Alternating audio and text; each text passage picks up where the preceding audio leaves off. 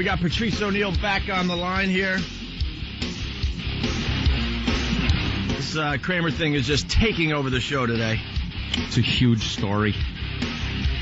Did you hang up on us? Oh, hold on a minute. Oh. I tried to get y'all before. Would you hang up on us? Yeah, what happened? I tried to hang up on y'all before you said people say you gotta go. We weren't even close to that. Hey, but listen. No, your phone card ran out. And here's the thing. I heard all three of you immediately. This is why thank you for letting everyone.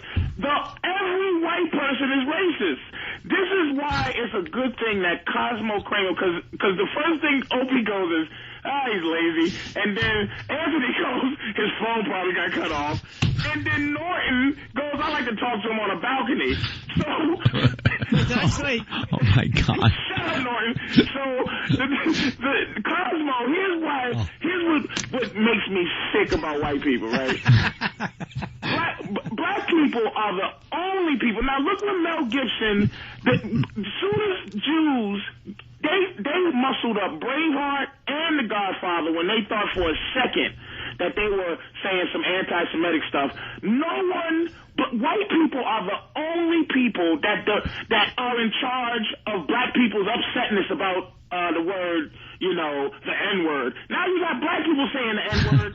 We are comfortable saying the word nigger.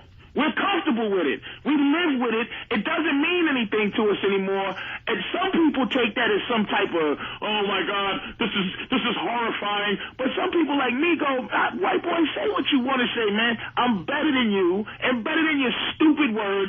But white people, racism is a war between soft white people and racist white people. Yes, white guilt. Mm-hmm. Norton taught me about white guilt over the years. That's right. How we shouldn't have it. We have to keep fighting because they're getting. Oh.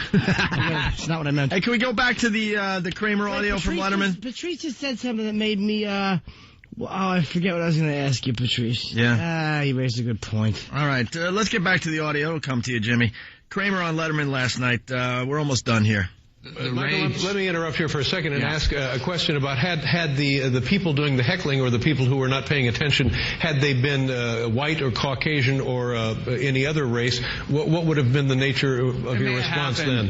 It may have happened. I'm a performer. I push the envelope. I work in a very uncontrolled manner on stage. I do a lot of free association and spontaneous. I go into character. I don't know, in view of the situation and the act going where it was going, I don't know. The rage did go all over the place. It went to everybody in the room. But you can't, I don't. Everyone in the room. Blacks could feel I'm not a racist. That's what's so insane about this. Oh, and yet it's said. It comes through. It fires out of me, and even now in the passion and that's here as I he's just lost it. Confront myself. It would have been funny if he apologized if he came on and goes, Dave, you know how they are in clubs. They talk all the time and they heckle and they don't tip and their orders are hard to follow. And I'm trying to do my bit and they won't shut up. He should apologize as Kramer.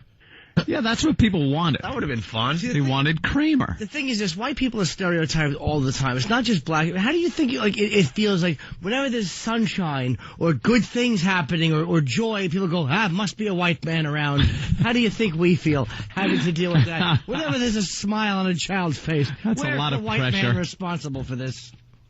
A lot of pressure to live up to. The worst apology ever given for anything. Horrid. Here's the final clip, and Seinfeld finally gets involved a little bit. When you say I'm not a racist, too, when you have to, blurt that out, that's a little rough. You probably are. Who cares if Cosmo's a racist? Agreed. Who cares? Exactly. Yeah, no one gives a crap in the end.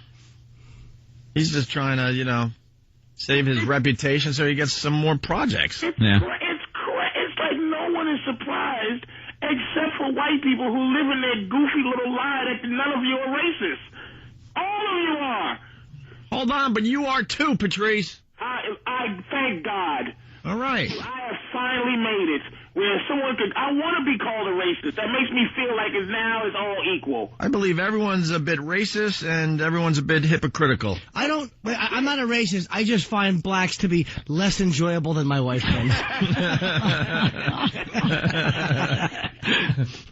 Yeah, and people get confused. They don't think black people can be racist. No. I pray that one day we can really be, because I'm ready to. You're ready to go? I'm ready to be forefront, baby. I think once it's all accepted, we'll get along like never before. The first thing I'm going to do is hang all three of you up upside down and beat the bottom of your feet with something hard.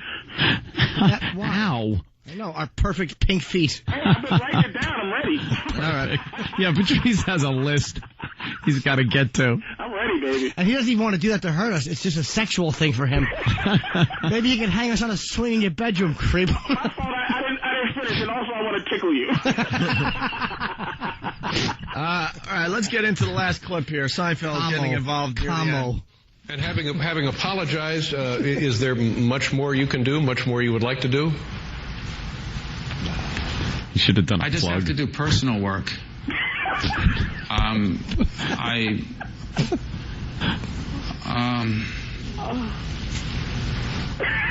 Oh, please say he's going to go to Africa and adopt a kid. Just sitting there. Please say it. He's just sitting there in silence. Right. I think I got to work on myself.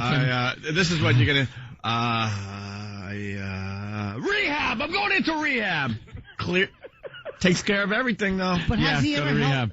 held a conversation before? What are you going to do now? The vacuum? He could have got out of that because he could lie about the context of the video. He could say we was all doing eyes or something. It was a half of a tape that he qualified by saying that he did what they're saying he did. He should have said, look, man, I didn't lose it. You know how I am. I'm nutty. That's why I am cream. That's how I got the part. I'm out of my mind.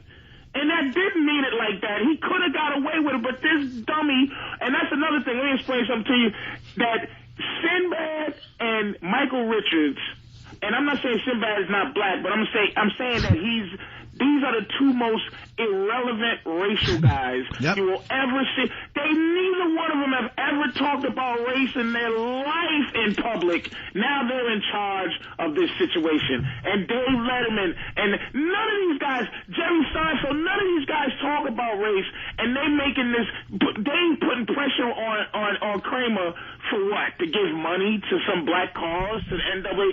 Come on, man. Yeah. Who gives Cosmo is a racist, and now what? Page 2.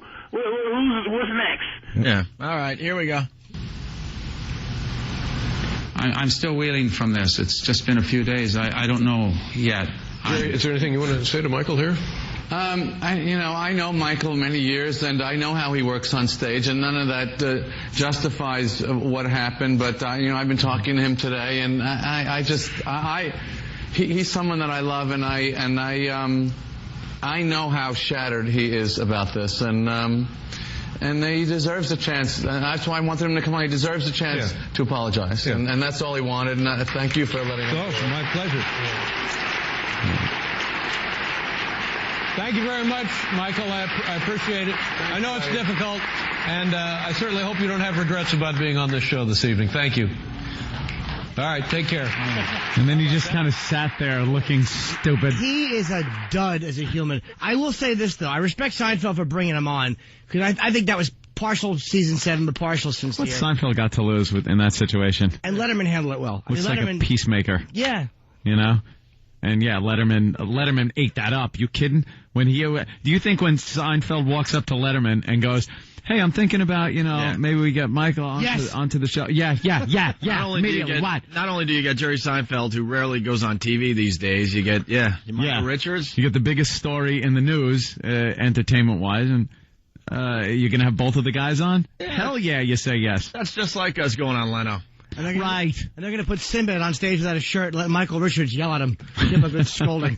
Hey, Anthony, I didn't hear what you thought. Did you think he was racist? My whole take on it? Oh, yeah, there's some racism bubbling under the surface there, and it just popped right out of his face But well, we were discussing this earlier, Patrice. We said, when you get into a confrontation, you really want to go after someone. You go right for the jugular, right for the atom bomb. He doesn't know the guy. Maybe if he knew that guy and knew that perhaps he was let's say he's a deadbeat dad. He could have called him a deadbeat dad. If he knows... Wait a minute, though. A friend, a comic who was on the show that night gave me a call. And I hadn't even heard about it. He's the one who told me about it. And he said that the same dudes were in the audience the day before messing up the show. Oh, that's kind of like their gig? Like, these guys were well hated. Serial hecklers.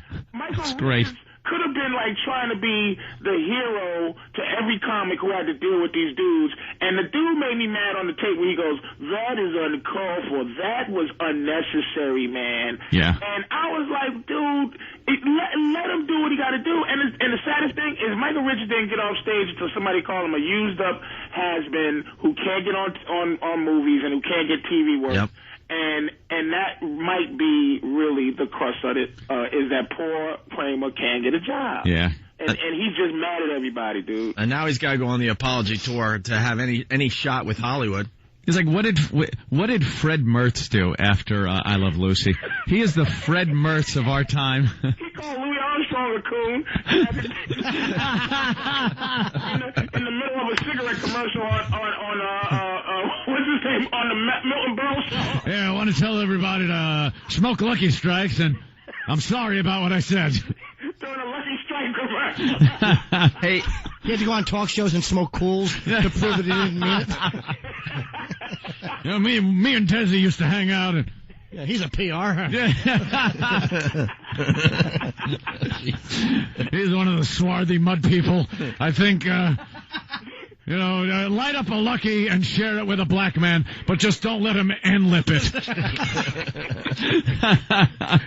my God, man. It's just, look, man, it's news because I guess it needs to be, but if you ask black folks, man, first of all, half of them will go, who's Kramer? Because barely anybody black watches Seinfeld. No, black people don't like Seinfeld. We're not Seinfeld. Not black people who would get emotional enough to care. Like, yeah. It's like, I can't think of a white show where if it came out that somebody was racist on it, that we would all go, oh my God, this changes everything we ever thought. Kramer's not beloved in the black community. It's like, you watch it. I mean, thank God, I never watched it up until syndication. And for syndication, I got a chance to watch it. But when it was out, and he's not beloved. He's beloved to white people who could get to escape the fact that they are racist. And that, what is it going to take now for people to know that it's out there floating around? At least y'all talk about it as fun, as, you do your thing. I mean, Anthony's really racist, but at least it's fun to deal with the fact that you are racist. I can have an actual argument with you or Norton. It's fun. Or Opie. It's like I can argue. I can't argue with these white people who are now saddened at Kramer. What's it going to take for, there'll be a blooper or something, one of the Scooby-Doo characters say it by mistake or something? That would be... We're real people. I thought Casey Kasem made us understand that these phony balonies are real. Yeah.